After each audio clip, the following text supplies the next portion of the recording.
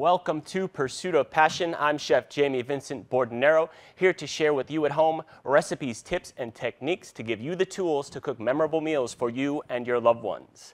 Today's episode is extra special. I have here with me my dad, Vincent Bordonaro. Thanks for coming, Dad. Appreciate it. You're welcome.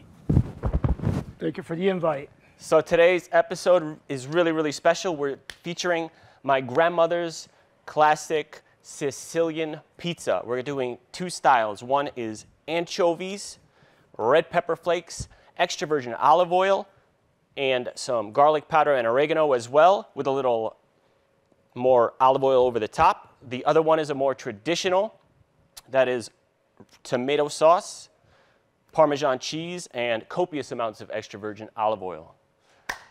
Let's cook. So we're going to start out with our dough process. We have here yeast, and we are making an 8-cup flour dough recipe using 6 cups of bread flour, which has a high amount of gluten that will give us the nice chew feature that we love about grandma's bread, and 2 cups of semolina flour, which has a really delicious flavor too. Of course, water, another key ingredient to get the party started. And we'll begin our process with dry active yeast that you can purchase in grocery stores. It's about 2.5 to 3 tablespoons, or if you buy them by the packets, usually 2 packets will do the trick. So, Dad, if you want to grab the whisk,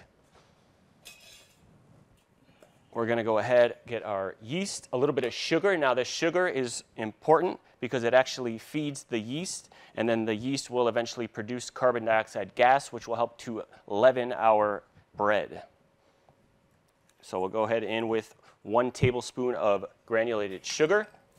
And the water, it's important that your water is a little bit warm. If it's too hot, it could kill the yeast, so we want it at around 100 degrees. We're going to use about 1/4 cup of water. We want it to be nice and thick. If we put too much, then it actually will take away some of the control that we have when we're actually adding water to the dough. So Dad's doing a great job here incorporating the yeast, the sugar, and the water to make sure it's fully dissolved. We'll be covering this shortly. And I'm going to grab some plastic wrap.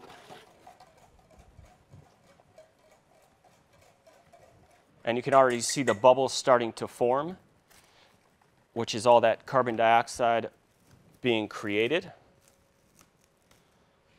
So we're going to go ahead and cover this and put it in a lukewarm area, actually above our oven. The oven is set at 450 degrees.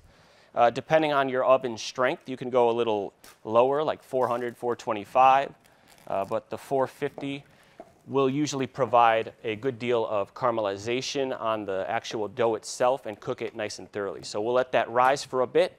Usually takes about 10 minutes to rise fully. And perfect. We have our bread mixing bowl here with the tammy. That's our cylindrical strainer, our sieve, and we're going to sieve the bread flour through it. This will remove any impurities, and it will create a smoother base to make our dough nice and silky smooth. And you can see it's important to have a bowl that's large enough to give you some space so that the flour that you're sifting doesn't end up on your tabletop. We'll go ahead also with the semolina.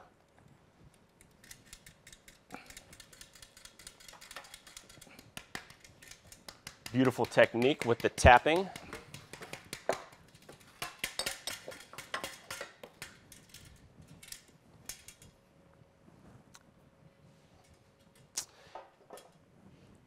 Okay. So now we're ready to mix together our flours. And we're going to add in 1 tablespoon of kosher salt as well for flavor, of course. But you don't want to go overboard with the salt in this case because it could actually prevent the yeast from doing its job and creating the gas to make a nice leavened bread. And so I'll be the hand mixer in this process. We'll start out with about 1 cup of vegetable oil. But first, we'll check on that yeast to make sure it's ready. Oh, yeah. Beautiful, and you can see that it has just about doubled in size, so we'll go ahead, add that into our flours and salt. Thank you, sir. And so I'll start the mixing process. Dad, you can go ahead and stream in that 1 cup of vegetable oil to start. And the oil gives the dough some richness, silkiness. That's perfect. And now we're going to slowly incorporate our water. Again, it's that 100-degree temperature water that'll help to encourage the rising of the dough. We're doing it slowly because we don't want to add too much because there's no way to take out the water, but we could always add more if we need.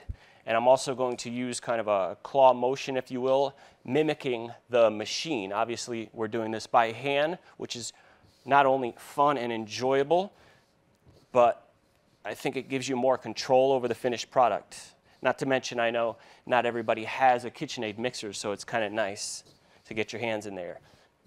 And it's also a great opportunity as a family to get the kids involved with cooking. Absolutely.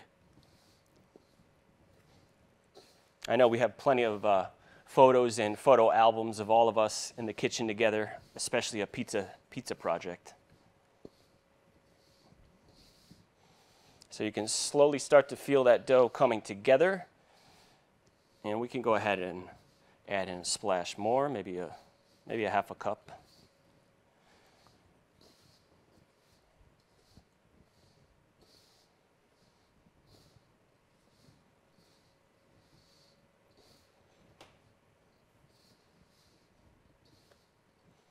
Yeah, let's go in with a little more, get this dough nice and ready to go.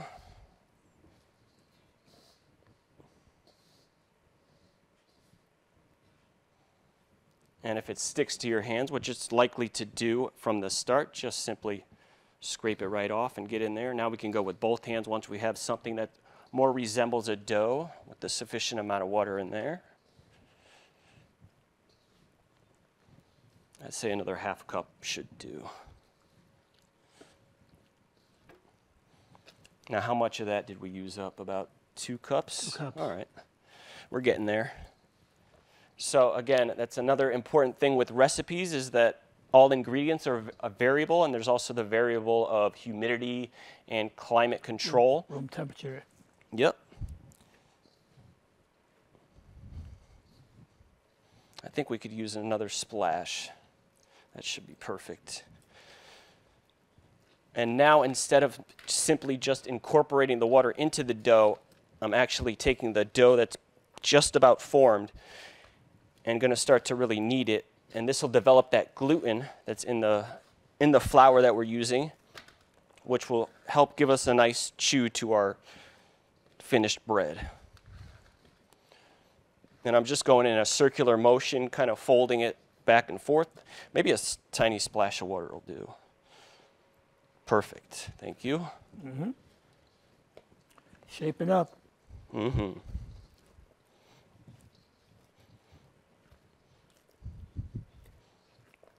And so we went from a kind of crumbly mixture to something that's more contiguous and consistent as a dough product.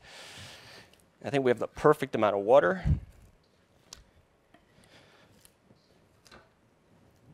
And we can go ahead and grab our plastic wrap, which is right around that way, if you wouldn't mind that. Mm-hmm. So I'm still going to knead it for a little bit, but we got plastic wrap on hand for when we're ready to wrap the dough and then let it rise. And the first rise is approximately 30 minutes. Should give it enough time where it's going to hopefully double in size. If you want, you could actually let it rise in a cooler spot of the kitchen. It will take significantly longer, but you do develop a lot more flavor that way, where the dough actually sort of ferments. But not ferments as a long-term process, more of just developing more and more flavor. But the beauty of this dough with the semolina, especially, that it has such great flavor already, not to mention what we're going to top it with, that we don't need to long-term ferment our dough. So we'll give it a check. We'll press down, and you can see when the dough springs back like that, we're in really good shape. Just a few more turns to knead it thoroughly, and we should be ready to let it rest. All right. I just like to form it into a nice even ball shape, and then we can go ahead and plastic wrap our dough.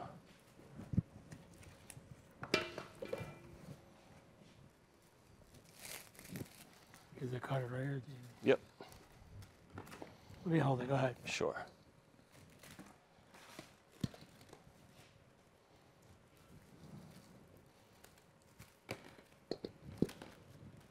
Perfect.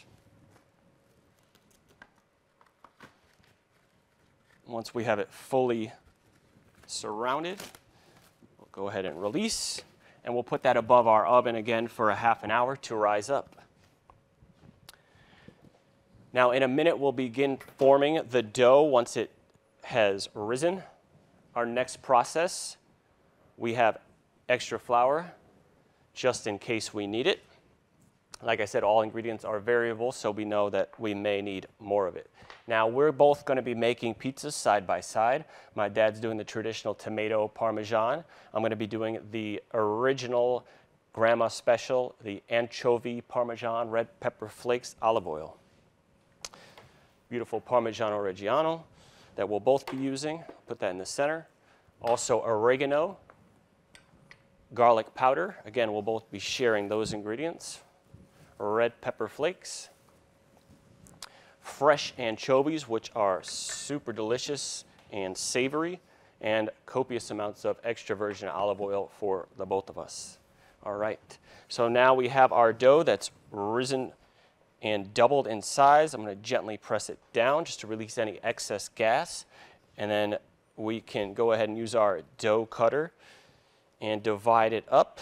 So this recipe, the great thing about it is that it makes enough dough so that you can not only make 2 full pizzas in these 14-inch pizza pans, but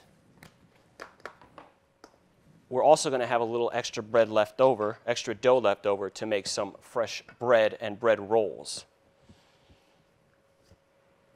We're going to. Mm-hmm.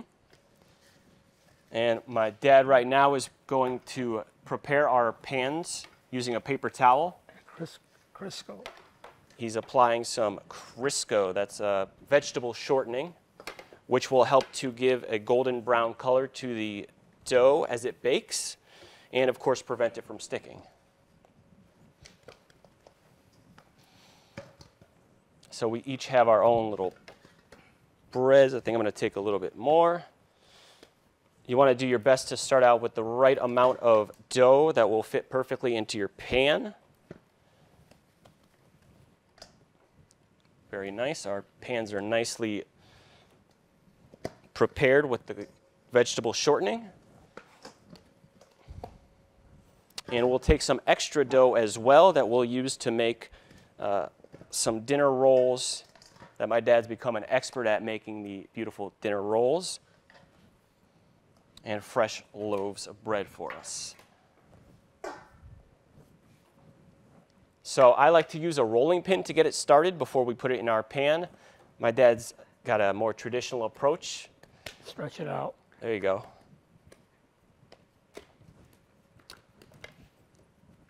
And then what's the technique to make sure that I stretch it right on the Crisco. There you go. Just stretching it out by hand, making sure we fill in the surface area of your dough. All the way to the corner. No, I'm good. All right, perfect. Slides right down. So that's how you do it by hand. I'm going to start mine out with the rolling pin. This is actually a French rolling pin. Not necessarily the best for this, but at the same time, I know I'll be able to stretch it out and fix any imperfections in the pan itself. So I'm just getting the basic shape down. Oh yeah, look at that. You covered it nicely. Beautiful. You a fork? Four. is it here? Yep.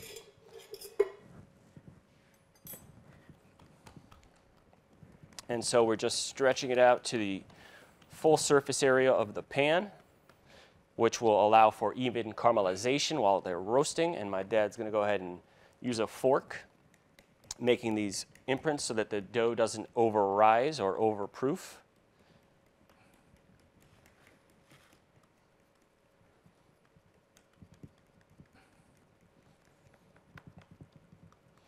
Clearly, he's made quite a few pizza in his time.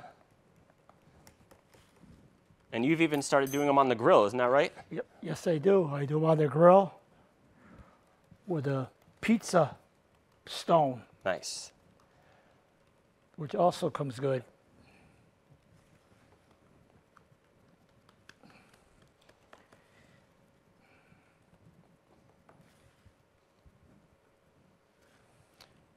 So then usually we'll allow this to rest for another 15 to 20 minutes. Correct.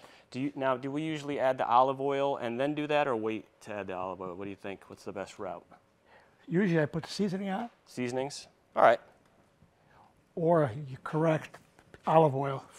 Then you put the seasoning on. There we go. So that's another route to take. We put our olive oil on, and then we'll let it rest for another 20 minutes or so. For Right, you for the sake of getting this done Good. You on apply time. for No, it. go for it. All right. Olive oil that bad boy up. I'm going to go ahead and dock my dough. The term is to dock the dough, which will prevent it again from over-rising or overproofing. Spread it evenly. Yep.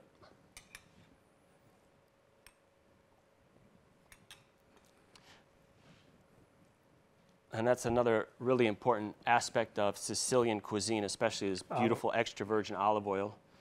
And I think Grandma Absolutely. uses Filippo Berrio, I think That's she correct. swears by. That's correct.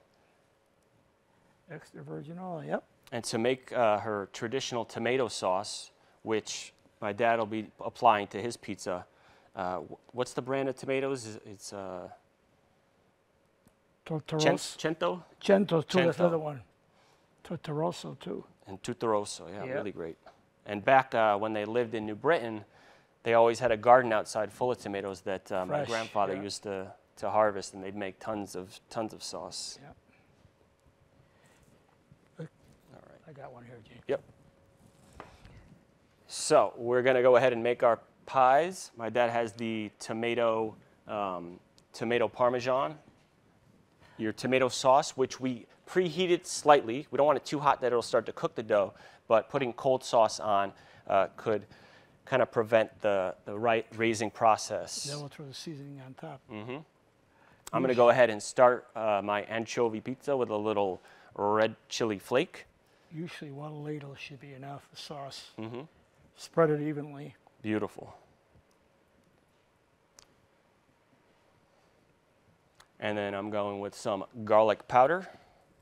I like to season pretty liberally with the garlic powder since we don't have any fresh garlic in the dish.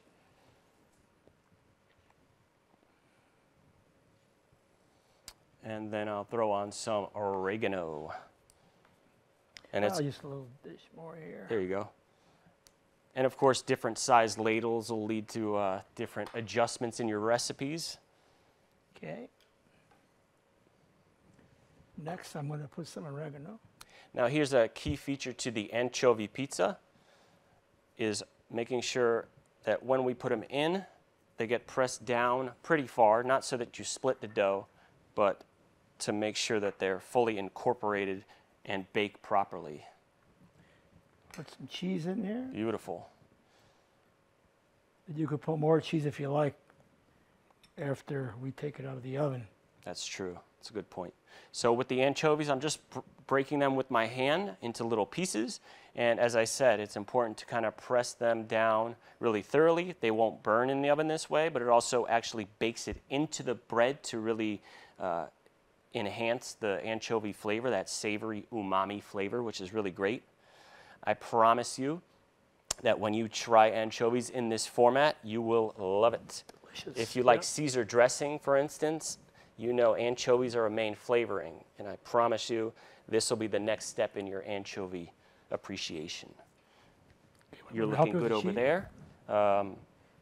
What's left? You got your olive oil, everything. Yep, you beautiful. want cheese? If you want red pepper, you could put red cheese? pepper if you like. Yeah, I'll put a little cheese. And then if you want to actually start rolling out one of your famous dinner rolls with the excess dough, we can get that going. Put a little flour here. Let me get this stuff out of your way. You've got the stage, sir. Yep.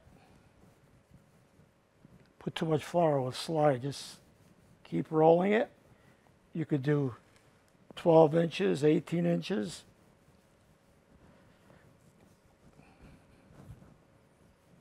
And the dinner rolls are, of course, really, really great the next day when you heat it up and make a nice sandwich for lunch. Maybe put a little Genoa salami on there, some provolone.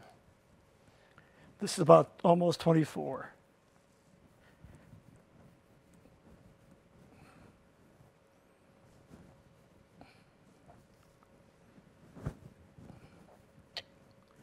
All you do is tie it like a bow.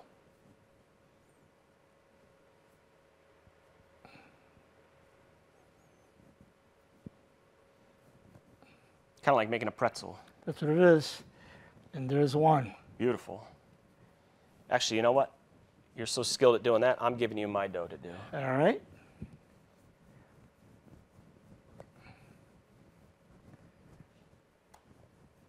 You could tuck it to and pull a little bit.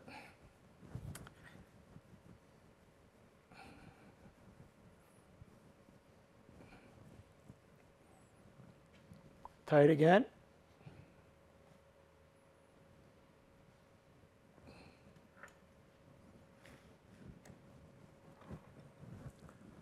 Beautifully done. So now that I have all the anchovies evenly spaced, I'm going to add on some Parmigiano Reggiano cheese. So again, another ingredient that's known for being really savory and carrying on that savory flavor. That plus the heat from the red chili, it's going to be phenomenal. And I like to put on a little more extra virgin olive oil to gild the lily a bit, if you will.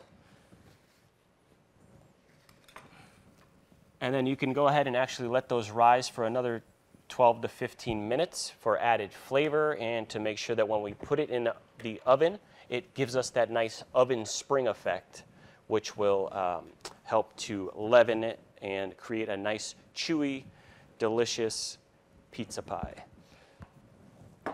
So again, after they rest for those 10 to 15 minutes, we'll throw them in our 450-degree oven.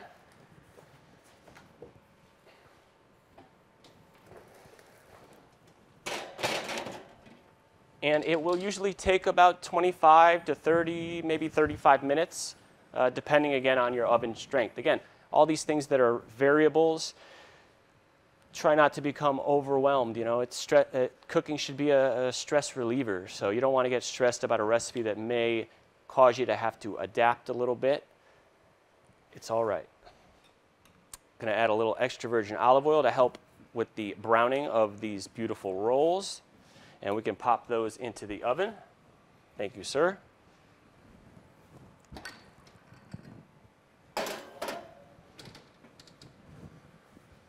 We'll give a nice wipe down to our bread making station.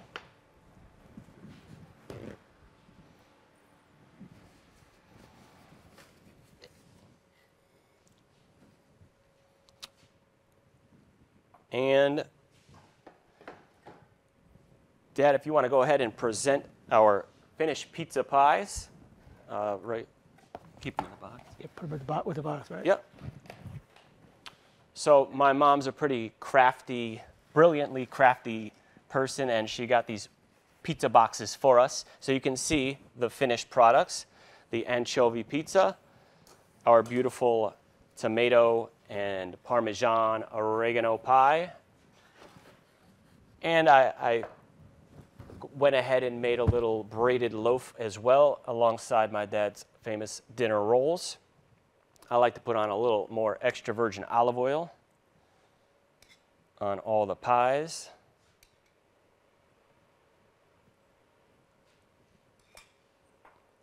Job well done. It was a pleasure. Absolutely. So I hope we've inspired you today to go home and create memorable meals for you and your loved ones. Thank you all so much for watching. Thanks a lot, Dad, for being here, and Grandma B for your beautiful inspiration that inspires me every day that I cook. Please all be well on your pursuit of passion. Feel free to download the Nutmeg TV app where you can catch all the episodes of Pursuit of Passion. Head to www.pursuitofpassion.net where you can link to more of these videos as well as full recipes for all the videos. It was our pleasure to share with you. Thank you so much. Take care. Bye.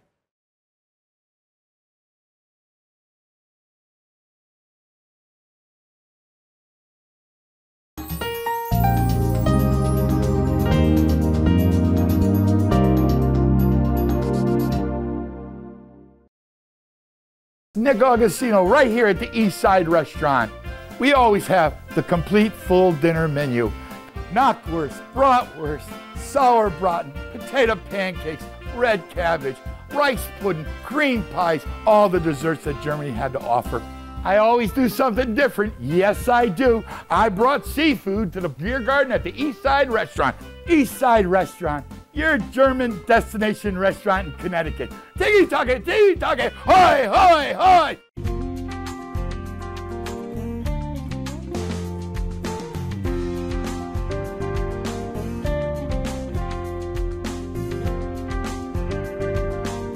Follow us on Instagram at nutmeg.tv.